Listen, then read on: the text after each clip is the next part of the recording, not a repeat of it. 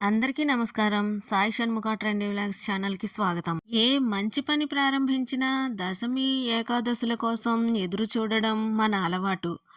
ఏడాది పొడుగునా ఉండే 24 ఏకాదశుల్లో ఆషాఢ శుక్ల ఏకాదశిని తొలి ఏకాదశిగా పరిగణిస్తారు.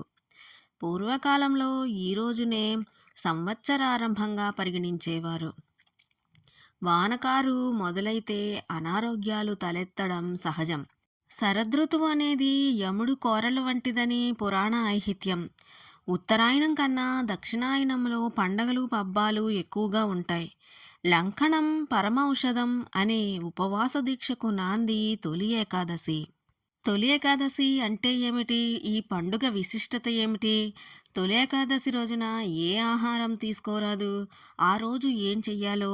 వీటన్నింటి గురించి ఈ వీడియోలో తెలుసుకుందాం. ఇప్పటి వరకు మీరు సాయి షణ్ముఖ ట్రెండీ వ్లాగ్స్ ఛానల్ని సబ్స్క్రైబ్ చేసుకోకపోతే ఇప్పుడే సబ్స్క్రైబ్ చేసుకోండి. పక్కనే ఉన్న బెల్ సింబల్ని ప్రెస్ చేయండి. ఇలా చేయడం వల్ల నేను పెట్టిన ప్రతి వీడియో మీకు నోటిఫికేషన్గా వస్తుంది. అలాగే ఈ వీడియోని చివరి వరకు చూసి వీడియో నచ్చితే లైక్ చేయండి, షేర్ చేయండి. వీడియోపై మీ అభిప్రాయాన్ని కామెంట్ చేయండి. ఇక లేట్ చేయకుండా వీడియోలోకి వెళ్ళిపోదాం. హిందువుల తొలి పండుగగా ఖ్యాతికెక్కిన తొలి ఏకాదశి పర్వదినానికి హైందవ సంస్కృతిలో విశేష స్థానం ఉంది. ఒక ఏడాదిలో వచ్చే 24 ఏకాదశుల్లో ఆషాఢ శుద్ధ ఏకాదశిని తొలి ఏకాదశిగా పిలుస్తారు.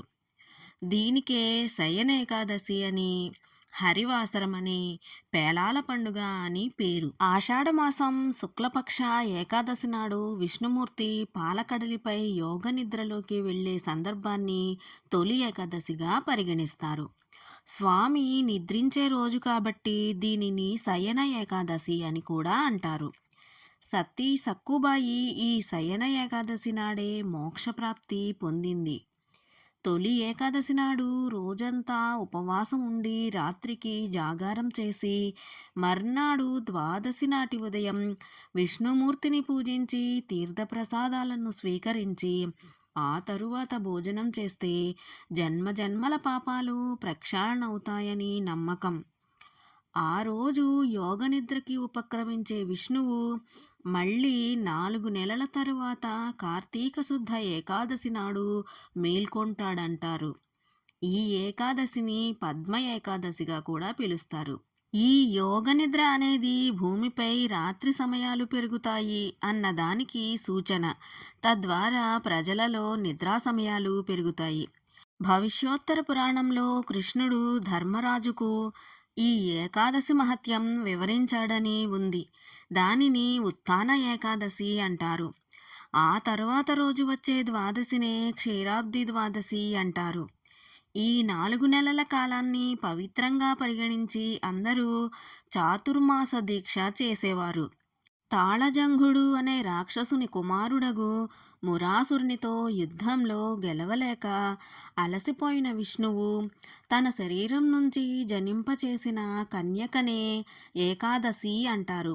ప్రస్తుతం మఠాధిపతులు సన్యాసం తీసుకున్నవారు మాత్రమే ఈ వ్రతాన్ని ఆచరిస్తున్నారు. చాతుర్మాస దీక్ష చేపట్టిన వారు 4 నెలల పాటు ప్రయాణాలు చేయరు.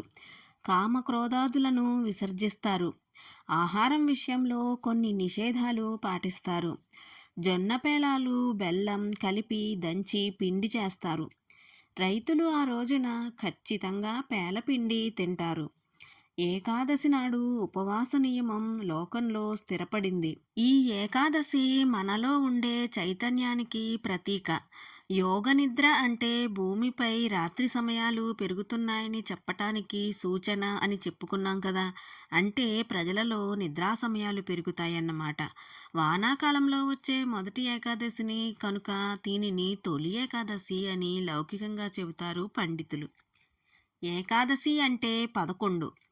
5 జ్ఞానేంద్రియాలు, 5 కర్మేంద్రియాలు, మనస్సు కలిపి మొత్తం 11.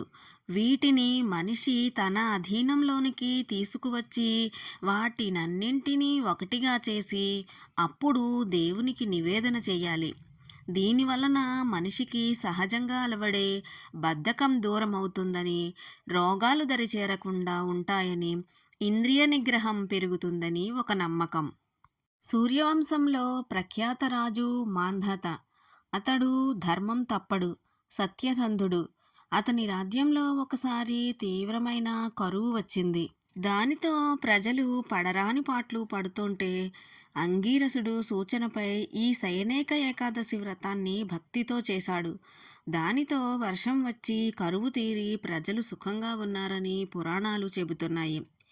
విష్ణుమూర్తి యోగనిద్రలోకి వెళతాడని పెద్దలు చెప్పగానే నిజంగానే దేవుడు నిద్రపోతాడా అని ఒక సందేహం కలుగుతుంది. విష్ణువు అంటే సర్వవ్యాపి అని అర్థం. అంటే విష్ణువు అనే పదానికి అంతర్లీనంగా సూర్యుడు అని అర్థం అన్నమాట. ఇప్పటి వరకు ఉత్తర దిక్కుగా ప్రయాణించిన సూర్యుడు ఈ రోజు నుంచి దక్షిణ దిక్కుకు వాలతాడు. అంటే ఈ రోజు మొదలుగా దక్షిణ దిక్కుగా ప్రయాణిస్తాడు. దానినే సాధారణ పరిభాషలో నిద్రపోవడం అని అభివర్ణించారు. సాక్షాత్తు భగవంతుడే నిద్రిస్తుంటే ఈ పూజలు ఎవరికి చెయ్యాలి అనుకోవచ్చు. ఈ నెలలోనే ప్రకృతిలో పర్యావరణంలోనూ మార్పులు వస్తాయి. తద్వారా మన శరీరానికి జడత్వం వచ్చి అనేక రోగాలు చుట్టుముడతాయి. ఉపవాసం వల్ల జీర్ణకోశం పరిశుద్ధమై దేహం నూతన ఉత్తేజాన్ని సంతరించుకుంటుంది. ఇంద్రియ నిగ్రహాన్ని కలిగిస్తుంది. ఇంతేకాక కష్ట పరిస్థితుల్లోనూ భయంకరమైన రోగాలు వచ్చినప్పుడు విపరీతమైన పరిస్థితులను ఎదుర్కోవడం కోసమే ఈ కఠిన ఉపవాసాలు ఆచారాలు ఏర్పడ్డాయి. ఇందువలన కామ క్రోధాదులను విసర్జించగలుగుతారు. ఆహారం విషయంలో కొన్ని నిషేధాలు పాటిస్తారు. అలా ఏకాదశి నాడు ఉపవాస నియమం లోకంలో స్థిరపడింది. ఈ పండుగకు పేలపిండిని తినే ఆచారం ఉన్నది. పేలాలలో బెల్లాన్ని, యాలకులను చేర్చి దంచి ఈ పిండిని తయారు చేస్తారు. ఈ రోజున ప్రతి దేవాలయంలోనూ పేలపిండిని ప్రసాదంగా కూడా ఇస్తారు. ఆరోగ్యపరంగా కూడా ఈ పిండి చాలా మంచిది. బాహ్య ఉష్ణోగ్రతలకు అనుగుణంగా దేహం మార్పులు చెందుతూ ఉంటుంది. గ్రీష్మ ఋతువు ముగిసి వర్ష ఋతువు ప్రారంభమయ్యే సమయం కావున శరీరానికి ఈ పిండి వేడిని కలుగజేయటమే కాక వ్యాధి నిరోధక శక్తిని పెంపొందిస్తుంది. వర్షాకాలంలో వ్యాధి బారిన పడడానికి ఉన్న అన్ని అవకాశాలను ఇది తిప్పికొడుతుంది. ఆషాఢమాస తొలి ఏకాదశి రోజున సూర్యోదయానికి ముందే లేచి శుద్ధి చేసుకుని శ్రీహరిని నియమనిష్ఠలతో పూజించాలి. శుభ్రం చేసుకుని విష్ణుమూర్తిని పసుపు, కుంకుమ, పుష్పాలతో అలంకరించాలి. ఈ సమయంలో విష్ణు సహస్రనామ పారాయణ, విష్ణుమూర్తికి సంబంధించిన భాగవతాన్ని చదువుకోవడం లాంటివి చేయాలి. తరువాత చక్కెర పొంగలిని నైవేద్యంగా సమర్పించాలి. ఏకాదశి రోజున ఉపవాసం ఉండి ఆ రోజు రాత్రంతా జాగరణ చేసి మరుసటి రోజైన ద్వాదశి నాడు సమీపంలోని దేవాలయానికి వెళ్ళి ఉపవాస దీక్షను విరమించాలి. తొలి ఏకాదశి రోజున ఆవులను పూజిస్తే విశేష ఫలితాలు కలుగుతాయని చెబుతారు. ఏకాదశి వ్రతమాచరించేవారు మాంసాహారం, గుమ్మడికాయ, చింతపండు, ఉసిరి, ఉలవలు, మినుములతో చేసినవి వండిన ఆహార పదార్థాలను తీసుకోరాదు.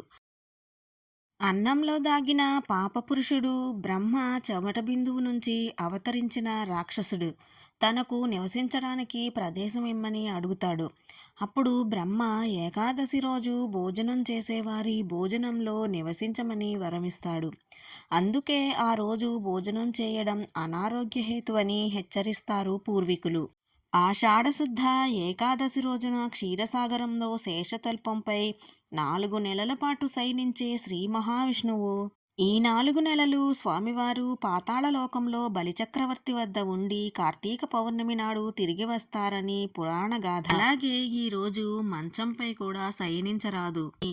ఈ వ్రతాన్ని నియమనిష్టలతో ఆచరించిన వారు అన్ని సమస్యల నుంచి విముక్తి పొందడమే కాదు, మరణానంతరం వైకుంఠానికి చేరుకుంటారని పద్మపురాణంలో పేర్కొన్నారు. ఈరోజు మీరు పఠించే విష్ణు మంత్రం మీకు ఏకాదశి ఫలాలను అనుగ్రహిస్తుంది. దేవశయని ఏకాదశి నాడు మీరు జపించవలసిన విష్ణు మంత్రం ఓం నమో భగవతే వాసుదేవాయ. ఈ మంత్రాన్ని జపిస్తూ తులసి దళాలతో స్వామిని అర్చిస్తే సకల కార్యాలు నెరవేరుతాయి. ఈ వీడియో మీకు ఎలా అనిపించిందో కామెంట్ సెక్షన్లో కామెంట్ చేయండి. వీడియో నచ్చితే లైక్ చేయండి, షేర్ చేయండి. ఇలాంటి మరిన్ని మంచి వీడియోలు చూడటం కోసం సాయి షణ్ముఖ ట్రెండింగ్ వ్లాగ్స్ ఛానల్ని సబ్స్క్రైబ్ చేసుకోండి. అందరికీ తొలి ఏకాదశి శుభాకాంక్షలు.